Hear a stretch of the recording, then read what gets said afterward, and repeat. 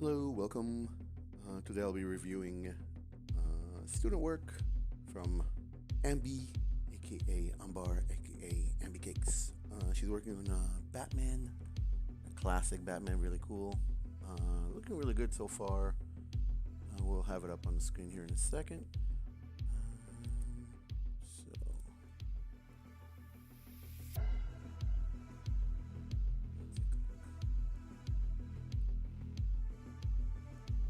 Make sure it's working. Okay, good. All right. So yeah, you're doing kind of classic cartoon Batman. It's looking very good so far. Definitely push the anatomy a little bit more, and a couple of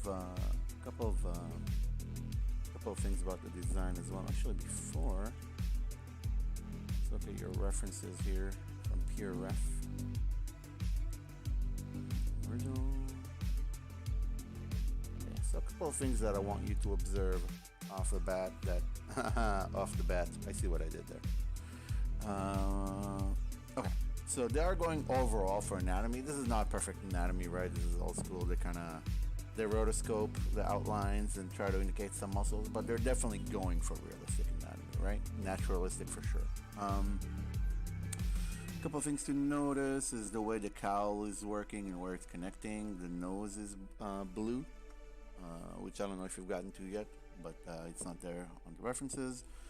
And yeah, a lot of stuff is very specific to anatomy that we can definitely address. This is like a skin-tight bodysuit, right? So most of the anatomy except the belt and cowl area is going to be pretty representative of what's going on.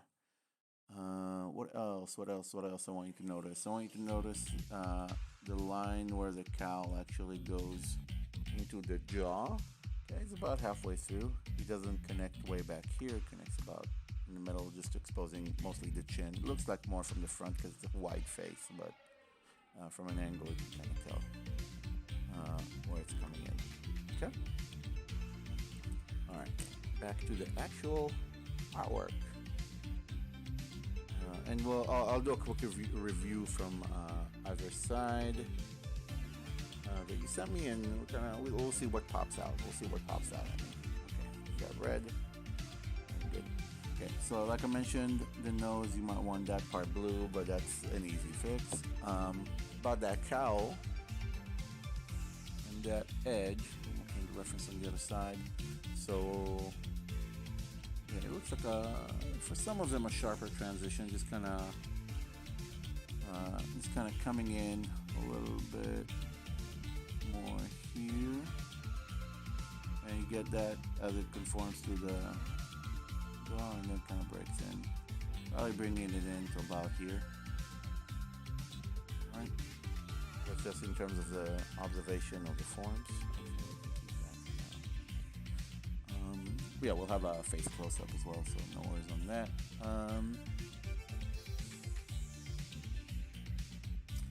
With the cowl itself, with the cape, we definitely observe a more natural flow. I mentioned it before. Doing it something like Marvelous might not be a bad idea. So, main thing that I want you to be aware of, for especially like that superhero physique where you have this kind of ideal triangular kind of torso where everything goes up here. You definitely want to go and show the specific area where the rib cage would be and where the lats are, because the lats kind of connect and create the kind of rear wall of the armpit, and over here you're gonna have your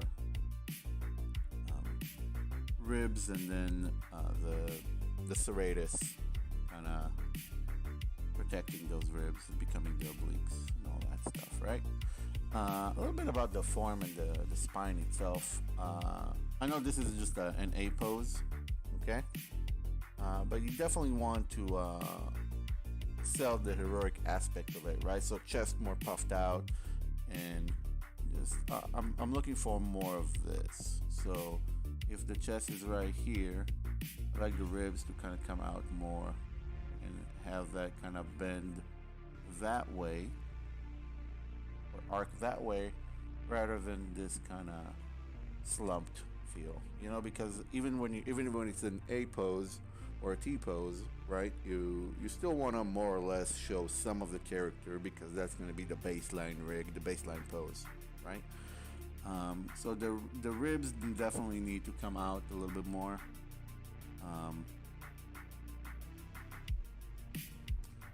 There. Pecs are looking good overall. The connect, you gotta make sure you sell that connection point to make sure that they are going this way. Okay. And when I say this, I'm talking not about the heads of the pecs, but rather the form, the masses, right? It kind of curves at the bottom. The masses do insert over here. You're gonna have this kind of triangle happening, right? Rib is going to be right around here somewhere, and we're not really going to see its clavicles, but we are going to we'll talk about the head in close-up one. Definitely want to have a good solid indication of the sternocleidomastoid, especially that leading edge. Okay, and then nice defined traps, nice defined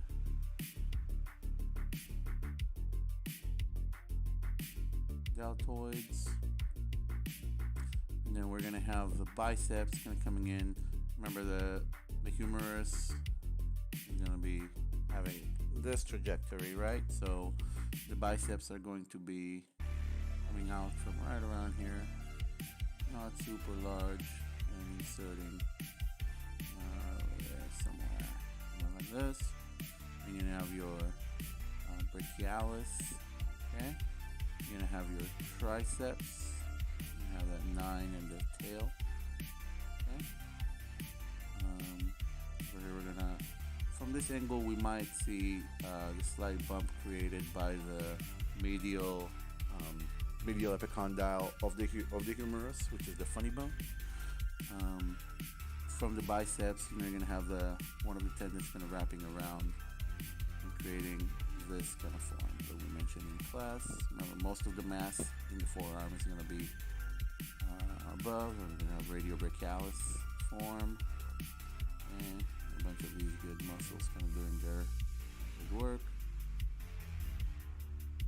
We will talk about. Okay. Which is pretty good. I definitely want the Sartorius connect to the tibia. Okay. But the legs are overall pretty good. Watch those trajectories. Make sure that if your ace is right here, it should be good. It should be fine. And again, from this angle, the bicep is kind of the main thing. This area is the main thing that's bothering me from this view. Remember that the deltoids, the anterior head is going to end a little bit higher than the rest of them, and they're going to go down almost to the middle of your the humerus. Okay, and then same trajectory. You're going to see a lot of the bottom side of this, which is good. You have indicated, but you're letting the bicep go on a little bit too far. So most of the mass is going to end here, in my opinion. And you're going to have your kind of tendons doing their thing. Alright. Over here you're going to see some triceps, and then medial epicondyle. And it's usually not a like super bumpy form. I'm kind of exaggerating it. Okay? Just exaggerating the masses.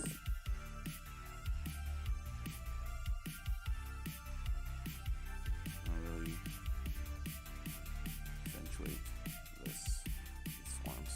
Yeah.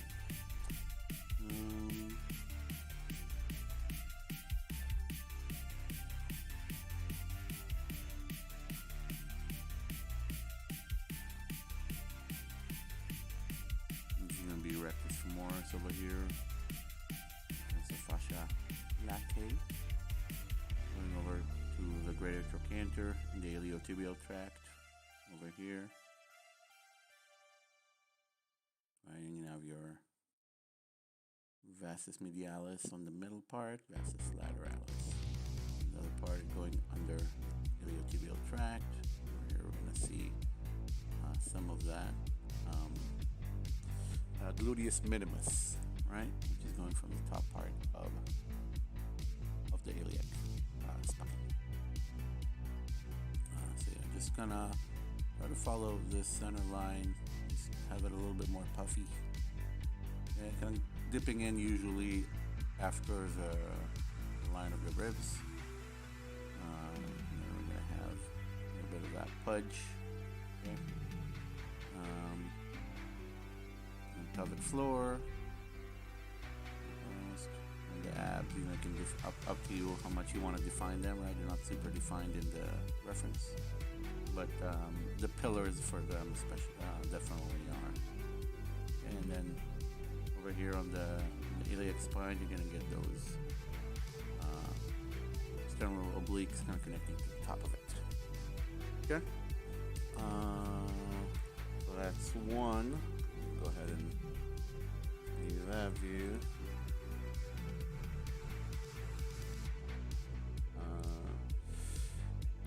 Going to send you the draw over from the video.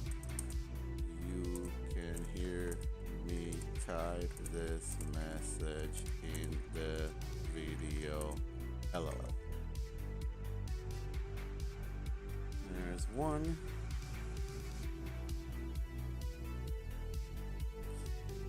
Whoa there. Ambi has requested that Discord block any messages are mostly accurate robots deemed to be explicit. What? Ambi. Trying to learn anatomy over here. Alright, fine. Never mind. Discord doesn't let me send it. Just watch the video. Too bad. Alright. So that's what we got on this angle. Let's go to next one. We have our rear view. Yeah, we got some to work on here. So I hope I'm recording this screen correctly since I'm not saving these images now. Looks fine. Okay. So a couple of things about the cape, especially something like that all of it is going to be visible from one angle. This is just generally true for models. You definitely want to break up that symmetry. So either literally what you can do is just grab a sheet or something, even though it's going to be a different material. I mean, if you cosplay or know anybody who does or has any kind of material that's going to be similar to that cape, just kind of do that for reference.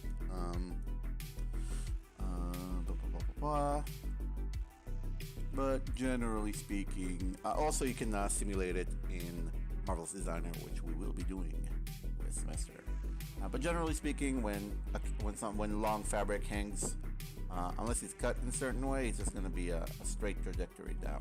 Okay. You're gonna have your fold. You're gonna have some folds running around, possibly over here, and then the rest of them are gonna be kind of pulling. Because remember, these are gonna be the main pressure points, where most of the gravity and the tensile strength of the fabric is gonna take place. But the main thing that's bothering me here is that it's symmetrical. Again, so I would just recommend for this to use reference, don't use symmetry, and or use cape created in Marvelous Designer as a foundation for this. All right, a little bit of anatomy here. We're gonna have the ulnar furrow, right? So this line is gonna be a little bit visible because we have muscles connecting on the other side. We're gonna have the medial head of the humerus, okay? You have that bump that we've been talking about, right? Over here it's gonna be a little bit more smooth. Have the ulnar epicondyle. This is the olecranon, i.e., elbow. Yeah, it really connects a couple of things. So this is going to be more like this. The line's not going to be there in the mass. But the reason I point that out is because this is a good landmark to use for the triceps. Okay, as you know, you have that 9 and the 9 with the tail on this side, and over here there's like 2 of them. They just go in there. That third head actually goes under. Okay, so I sure do hope this video records all of this. And then you're gonna have a little bit of that posterior head of the deltoid and a little bit of the lateral head. Make sure that you indicate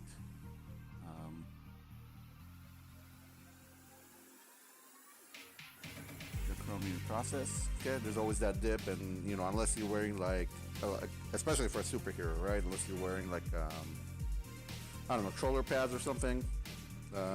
If you have defined anatomy, it's gonna be pretty visible. Remember, generally in fabric, wherever the fabric is gonna bend, you're gonna have more wrinkles. Just because it's more loose there. Because otherwise, it's gonna be stiff and not allow you to bend. So you know, likewise for something like this, I like to add wrinkles around wherever it's going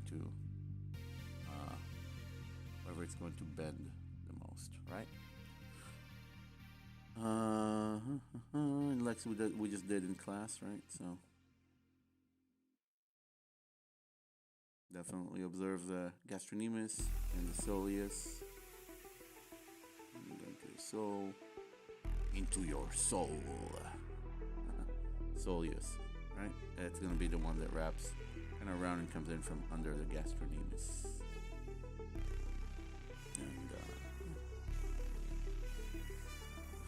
And it's more or less what I have from this view for you. More or less what I have. You indicate some bump here for the occipital bone. In back, this is where your traps can connect to on the skull. Okay. So yeah, that's what I got for this view. Let's do. Oh, what do you think?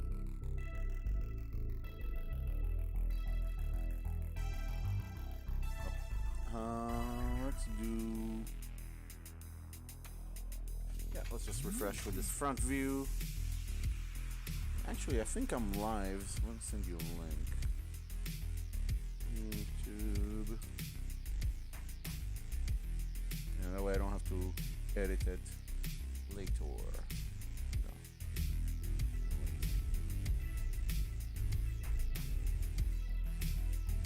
Am I recording any of this? Alright, that would have been a pain to have to redo.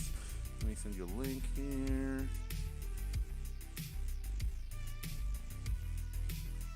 We are live.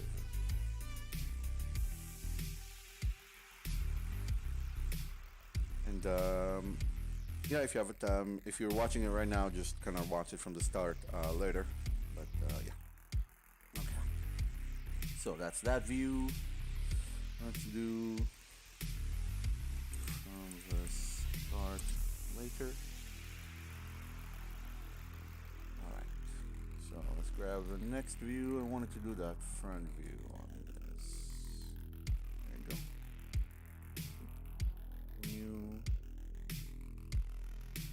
Okay, so we're just going to reinforce a lot of what we already did, but I definitely want to see some chromium process dip, okay, to separate the traps from the delts.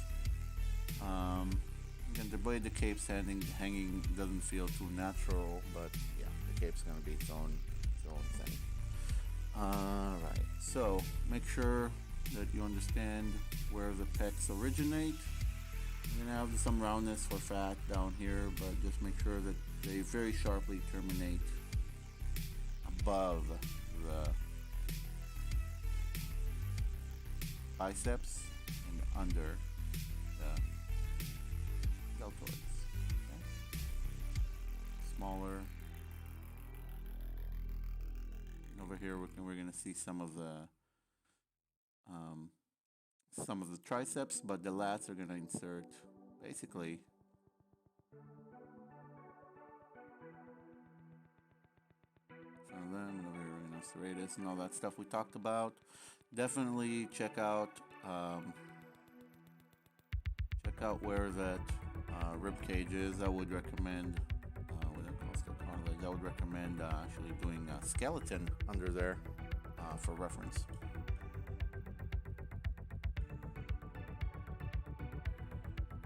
Okay, whoa, nah.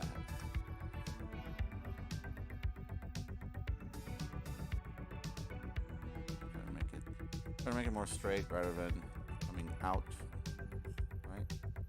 And then that'll give it some thickness. Alright, legs are looking pretty decent.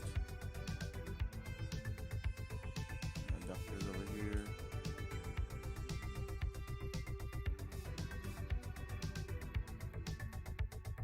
Vastus medialis. Rectus femoris. Vastus lateralis. Tensor fascia latae. Okay. And Sartorius inserting into the tibia. Okay, under the knee.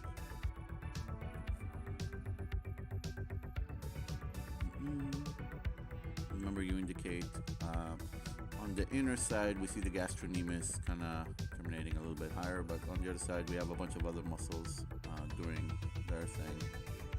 So again, and you notice that this form is not too dissimilar to this form right here. We have a little bit of this and it goes straight, but over here we have a nicer kind of curl. Okay, very, very similar. 1 second.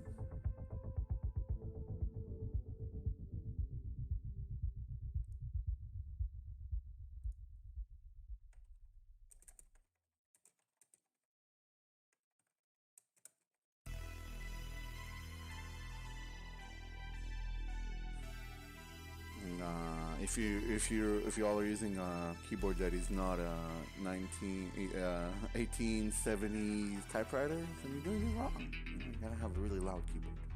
Okay.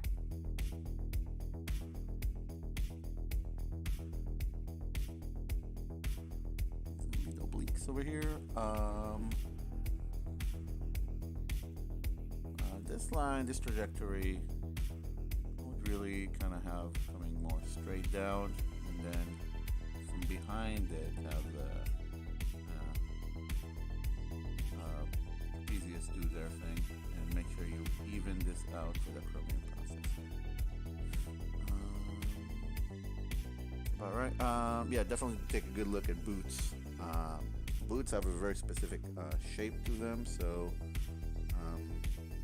yeah, it's just going to require really good reference. If you have any nice boots like that, or can borrow from somebody to use for reference, that would really benefit you, because a lot of times people do, you know, shoes or boots that look like socks, but they have a very specific shape to them.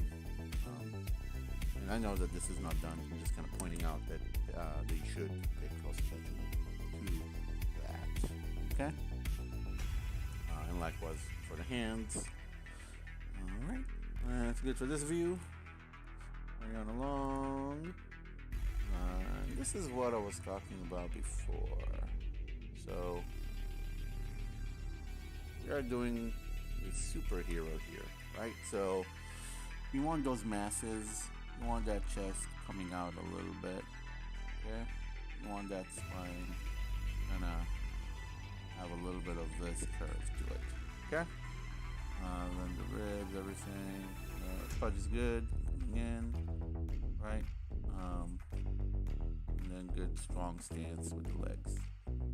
And notice how I'm simplifying this just to make a point, but notice those angles, okay? With the legs, okay? This kind of form. This kind of form, legs.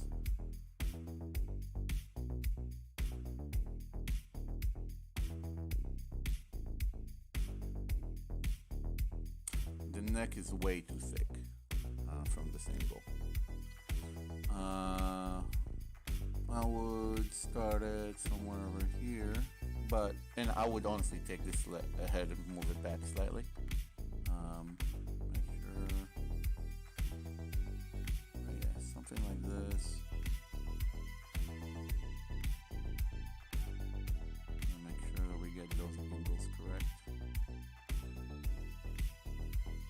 Give him a little bit of a brow ridge, stronger. Make sure that we get the angle of the jaw nice and good, because that's a very, very strong feature. The ears are actually going to be, around here. Whenever I do Batman, I usually extend this for the ears. That's just me. Okay. We'll have a close up of the head, but something like this will probably be beneficial to point out. And with the legs, definitely observe those forms. If you have that book,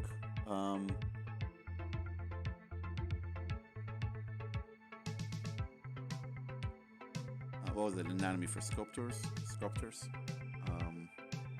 Definitely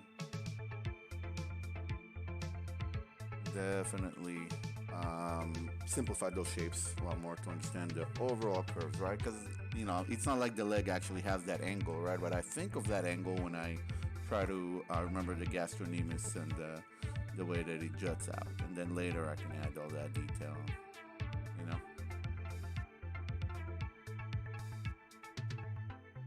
This connection point's fine. Okay. I'm gonna spend too much time on this, but that's the overall trajectory, right? We want it to look nice and heroic. Nice and heroic.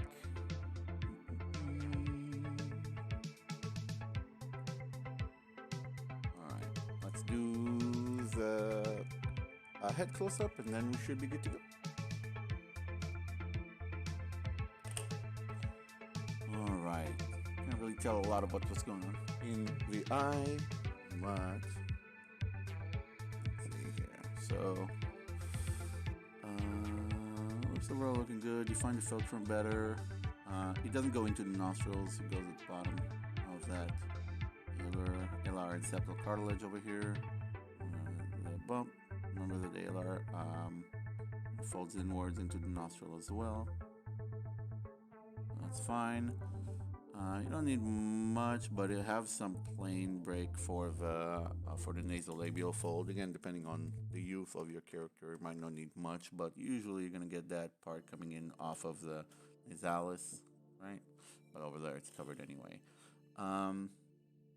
See some indication of that kind of cashew here, where you have with the oral commissures of all the muscles and the buccinator kind of pulling in over there. That's good. The bottom, I would define this form a little bit more.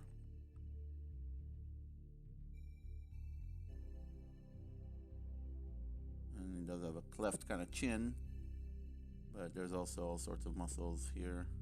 And define the jaw. Nice.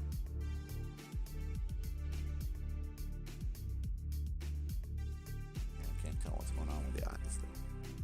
Yeah, I would define the under part of the mouth a lot more for sure. And if you like a good reference, I would look at young Adam West, just because I think that's what his cartoon was either inspired by or inspired. I'm not sure about the history. You probably are learning this more closely than I am at the moment. So that's one thing that we can kind of observe from this. Let's do.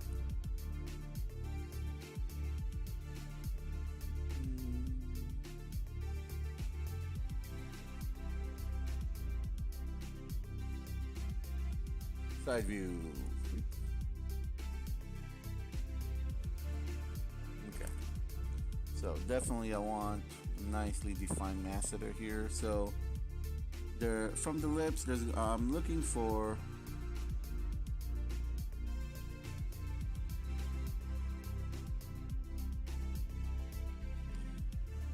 the lips are fine, but from here I'm looking for coming down, and then chin protruding kind of this way. Okay, obviously not this angular, that's a little exaggerated, right? But that's the point that I'm trying to make. Okay, and remember, sternocleidomastoid inserts over here to the mastoid process. Okay, remember the concha sits right here. The ear is going to be on the other side of the jaw, so this indication, and it's going to be parallel to the nose for the most part. So the ear would be somewhere around here. And if this is the ear hole, you're gonna have your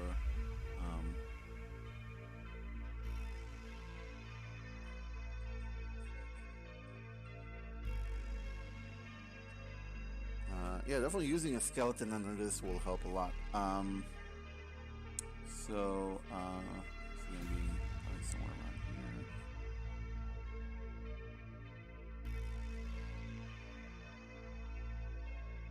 And this is traps right here, and occipital bone. So if this is gonna be the ear hole somewhere around here, you're gonna have your zygomatic kind of coming up here, your malar. Downwards, thing like this. Your orbit is gonna be somewhere here. Okay, so definitely define the masseter and the angle of the jaw a lot more. Maybe it goes into the under the zygomatic arch and your temporal arch. If this is what that is, that feels low as well, because you're gonna have a little bit of you have your temporalis neutralizing down here, but something like that. And over here you have your buccinator, that's fine. Definitely want to see a little bit more of superciliary arches and corrugator, kind of creating that brow ridge bump. You know, your glabella, nasal bone, first break, then you're going to have some angle change. In or out, let's say even a little bit in this angle change. Okay, this is going to be your lateral cartilage, and then you're going to have another angle change for the alar cartilage.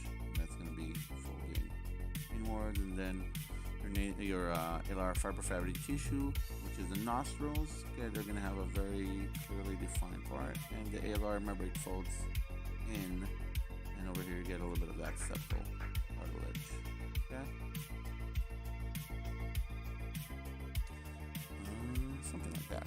Something like that. So just tiny tweaks. Notice the angle changes on the nose, and notice the angle changes on the side, on the profile view of the chin area, and observe the neck more. So that would be the main thing. Remember the forehead kind of comes to a almost like a square before there's a kind of slight angle shift for the cranium. So the whole cranium is going to be like an egg. Okay, and this front part is going to be the main kind of the longest part. That's going to be kind of the point of the egg, and this is going to be the widest part, right? So try to observe that. Hopefully that helps. If I got anything else for you, yeah, this is basically going to be it. So hopefully that helps. Let me know if you have any questions, and yeah, good luck. This looks really cool. Can't wait to see it done, and we will see you in class. Thank you very much.